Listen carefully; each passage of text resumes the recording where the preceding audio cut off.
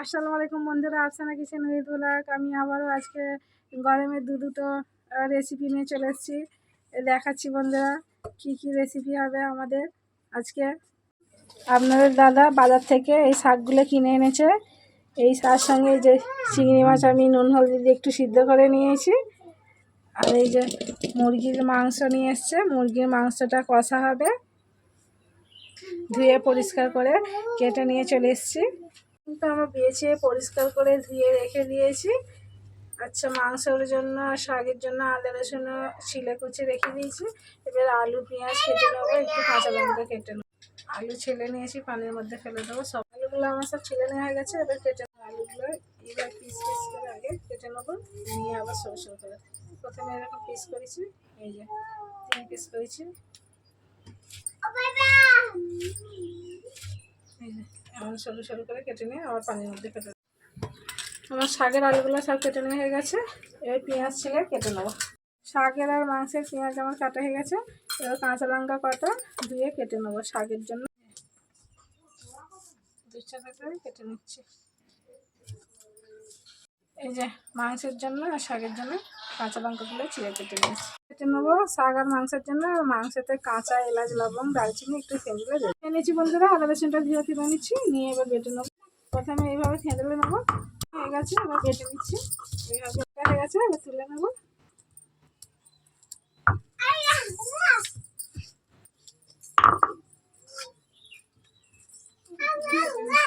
দারচিনিটা আমি শিলের মধ্যে ঢেলে এটাকে একটু শিলের মরার দাম দিয়ে ভালো করে একটু থেতো করে নেবো। আদলানো হয়ে গেছে, এটাকে আমি বাটির মধ্যে তুলে নেবো। রসুন বাটা এলাচ লবঙ্গ দারচিনি ফেটানো রেডি।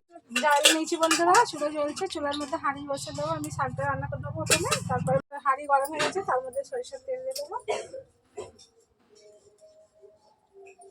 শাকটা রান্না করার জন্য তেল গরম হোক। তারপর গরম হয়ে গেছে, তেলের মধ্যে আমি পেঁয়াজ আর কাঁচা লঙ্কা কুচি রেখেছি, এটা দিয়ে দেবো। হাঁড়ির মধ্যে পেঁয়াজ কোচানো কাঁচা লঙ্কা কোচানো দিয়ে দিয়েছি তেলের মধ্যে। এটা হালকা লাল হয়ে গেলে আদা রসুন দেবো, চিংড়ি মাছ দেবো। পেঁয়াজটা আমার লাল লাল হয়ে গেছে। এবার ওর মধ্যে পেঁয়াজের মধ্যে আদা রসুন বাটা দিয়ে দেবো। ওটা দিয়ে একটু নাড়বো। ওর মধ্যে একটু লবণ নুন দেবো। নুন দিয়ে আদা রসুনটাকে ভালো করে ভেজে নেবো। ওর মধ্যে চিংড়ি মাছ জল দেওয়াগুলো দিয়ে দেবো।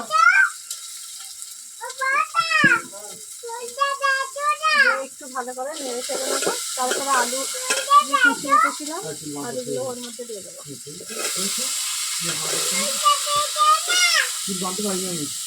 মশলা দেবো, হলুদের গুঁড়া দেবো,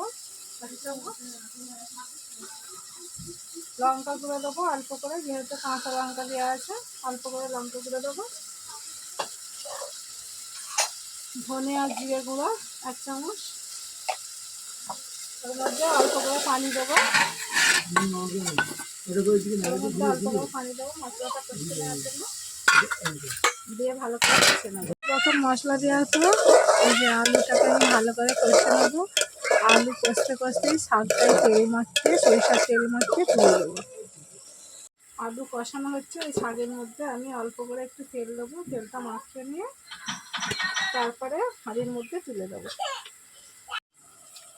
এই যে শাকটাকে তেল দিয়েছি, তেলের মধ্যে ভালো করে মাখিয়ে নেবো। কষানো হয়ে গেছে, রস দেবো না, ওর মধ্যেই শাকটা তুলে দেবো। কষানো আলুর মধ্যে শাকটা তুলে দিচ্ছি। শাকের পানিতে আলুও সিদ্ধ হয়ে যাবে, শাকও সিদ্ধ হয়ে যাবে।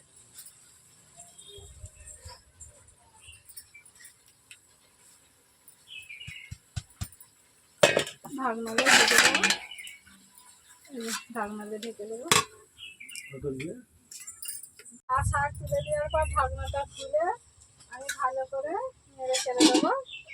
এই যে ভালো করে নেড়ে চেড়ে দিচ্ছি। নেড়ে চেড়ে দিয়ে আবার ঢাকনা দিয়ে ঢাকা দিয়ে দেবো।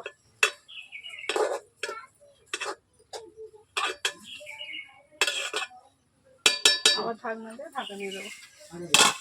দেখুন বন্ধুরা, আমি আবারও খুলে আপনাদের দেখাচ্ছি। দেখুন শাকের মধ্যে কত পানি বের হয়ে গেছে। আমি শাকের পানিতেই শাক আলু সিদ্ধ করে দিচ্ছি। আমি বললাম না শুকনো আমি রস দেবো না, আলু কষতে কষতে শাকটা যে তুলে দিলাম না, দেখতেই পাচ্ছেন শাকের কতটা পানি বের হয়েছে, বুদবুদ করছে পানিগুলো। আলুও সিদ্ধ হয়ে যাবে, আমার শাকও সিদ্ধ হয়ে যাবে।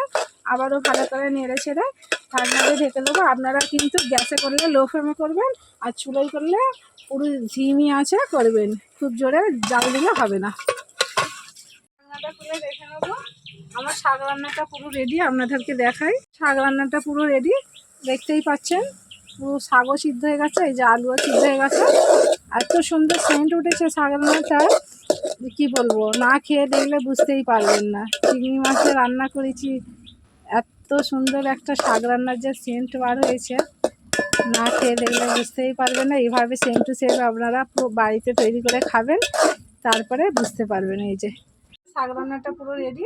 আপনারা যে কোনো শাক হোক, মাঠের তোলা শাক বা লোটে শাক হোক, আপনারা এইভাবে মানে আলু কষতে করতে শাক হয়ে তেল মাখিয়ে তুলে দিয়ে এইভাবে রান্না করবেন, পানি দেবেন না। সেই শাক রান্না খেয়ে দেখবেন কতটা টেস্টি হয়, আর খেতেও কতটা ভালো হয়। চিংড়ি মাছ দিয়ে করবেন, যারা চিংড়ি মাছ খেতে পছন্দ করেন না মাছের মাথা দিয়ে করবেন, আর যারা নিরামিষ খেতে পছন্দ করেন তারা নিরামিষ রান্নার জন্য কড়াই বসিয়ে দিচ্ছি। আজকে আমি কাঁচা মাংসই রান্না করব। কড়াই গরম, তার মধ্যে সরিষার তেল দিয়ে দেবো মাংসটা করার জন্য। মাংস করার জন্য সবসময় একটু বেশি তেল লাগে, যারা তেল কম খেতে পছন্দ করেন তারা অল্প তেল দিয়ে করে খাবেন। গরম হয়ে গেছে, আমি পেঁয়াজ কুচানো লঙ্কা কুচানোটা দিয়ে দেবো। আমি নেড়ে চেড়ে লাল লাল করে এটাকে ভেজে নেবো, তারপরে মাংস দেবো পেঁয়াজের উপরে। তেলের মধ্যে পেঁয়াজটাকে লাল লাল করে ভেজে নেবো। পেঁয়াজটা লাল হয়ে গেলে মাংসটাই তেলের মধ্যে দিয়ে মাংসটাকেও লাল লাল করে ভেজে নিয়ে, তারপরে ওই মাংসের মধ্যে নুন দিয়ে মাংসটাকে ভেজে নিয়ে তারপরে সব রকমের মশলা দেবো, আদা রসুন দেবো, তারপর মশলা দেবো। লাল হয়ে গেছে, আমার প্লেটে দিয়ে রাখো মাংসটা, পেঁয়াজের তেলের মধ্যে দিয়ে দেবো, ভালো করে নেড়ে চেড়ে নেবো। এর মধ্যে একটু পরিমাণ মতো নুন দিয়ে দেবো, দিয়ে ভালো করে মাংসটাকে নেড়ে চেড়ে ভেজে নেবো।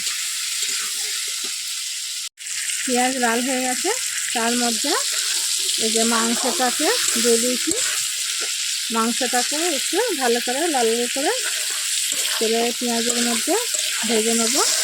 তারপরে আদা রসুন দেবো, তারপরে সব রকমের মশলা দেবো।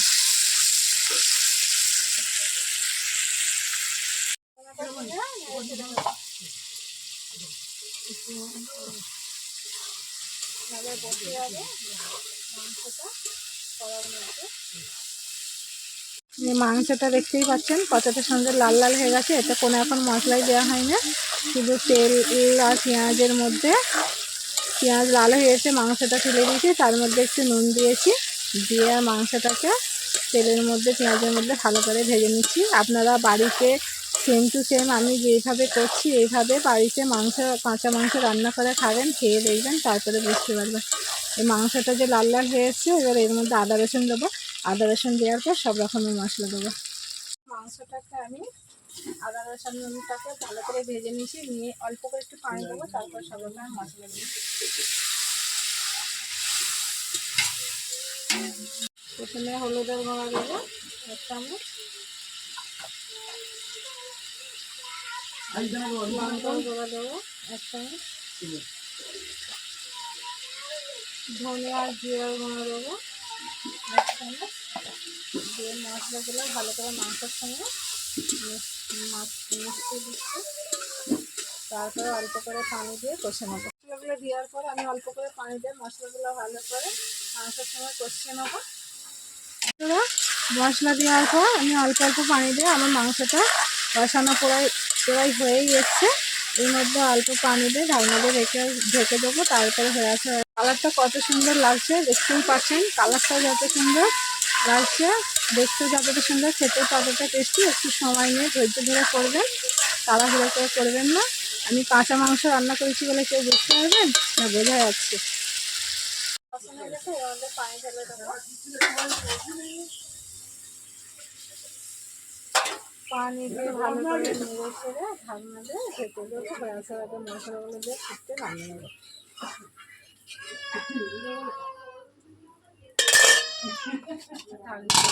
ঢাকনাটা খুলে নেবো। আমার তরকারি হয়ে এসছে।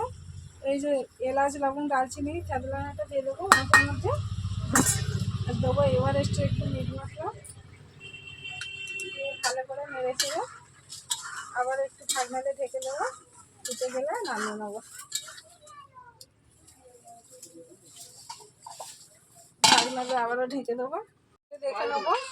আমার মাংস রান্নাটা পুরো রেডি। আমার মাংস রান্নাটা পুরো রেডি, দেখতেই পাচ্ছেন ওপরে তেলগুলো বুদবুদ করছে। আমার পুরো রেডি হয়ে গেছে। আমি যেইভাবে মাংসটা রান্না করলাম প্রথম থেকে শেষ পর্যন্ত পুরো ভিডিওটা দেখবেন, কীভাবে কী করলাম শাক রান্না বা মাংস রান্না, ওইভাবে আপনারা সেম টু সেম বাড়িতে রান্না করে খাবেন। এই মাংস রান্নাটা ভাত, রুটি, পরোটা, লুচি, ফ্রাইড রাইস এগুলোর সঙ্গে আপনারা খেতে পারবেন। বাড়িতে মেহমান আসলে তাদেরকেও রান্না করে খাওয়াতে পারবেন। এবার মাংস রান্নাটা আমি ঢেলে নেবো। দেখতেও যতটা সুন্দর লাগছে খেতেও ততটা টেস্টি। এই যে হাঁড়ির মধ্যে আমি ঢেলে নিয়েছি মাংসটা, দেখতেই পাচ্ছেন কতটা সুন্দর, কালারটাও সুন্দর, মাংসটাও দেখতে কতটা সুন্দর। দেখুন বন্ধুরা, আমি ভাত বেড়ে নিয়েছি। এই যে দু রকমের তরকারিগুলো নিয়ে চলে এসেছি। দেখুন বন্ধুরা, এই যে শাক রান্না জামবাটির মধ্যে নিয়ে নিয়েছি। এই যে মাংস রান্নাটা দেখতেই পাচ্ছেন তেল একদিকে জমে গেছে। এই যে তেল এক সাইডে কি সুন্দর জমে গেছে, পুরো লাল লাল হয়ে গেছে মাংস রান্নাটা। এবার আমি সব বেড়ে নেবো, বেড়ে নিয়ে খেয়ে আপনাদেরকে মাংস রান্নার যে সেন্ট উঠেছে বন্ধুরা কী বলবো, না খেয়ে দেখলে বুঝতেই পারবেন না। আমি যেমনভাবে রান্না করেছি সেম টু সেম আপনারা ওইভাবে রান্না করে বাড়িতে খাবেন। প্রথমে আমি একটু ভাতের মধ্যে শাক রান্না বেড়ে নেবো। প্রথমে শাক রান্নাটা বেড়ে নিয়েছি ভাতের মধ্যে, এবার মাংস রান্নাটাও বেড়ে নেবো ভাতের মধ্যে।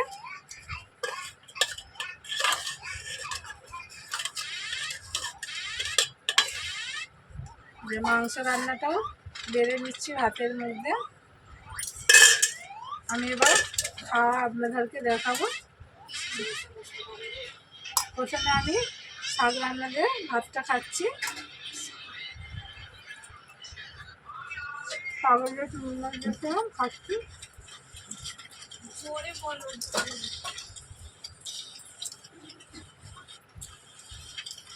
শাক রান্নাটা দারুণ হয়েছে বন্ধুরা, খুব সুন্দর হয়েছে। আপনারা আমি যেইভাবে করেছি শাক রান্না ওইভাবে আপনারা শাক রান্নাটা বাড়িতে রান্না করে খাবেন, খেয়ে দেখবেন, তারপরে বুঝতে পারবেন। এই যে মাংসটা নিয়েছি, মাংস দিয়ে একটু ভাত খাবো।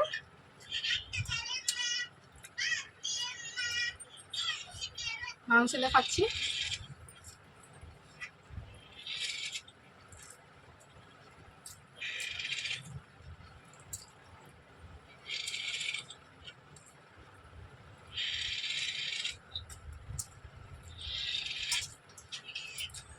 মাংস রান্নাটাও খুব সুন্দর হয়েছে, দেখতেও যতটা সুন্দর খেতেও ততটা টেস্টি। আর এত সুন্দর যে মাংস রান্নার সেন্ট উঠেছে আপনাদেরকে বলে বোঝাতে পারবো না।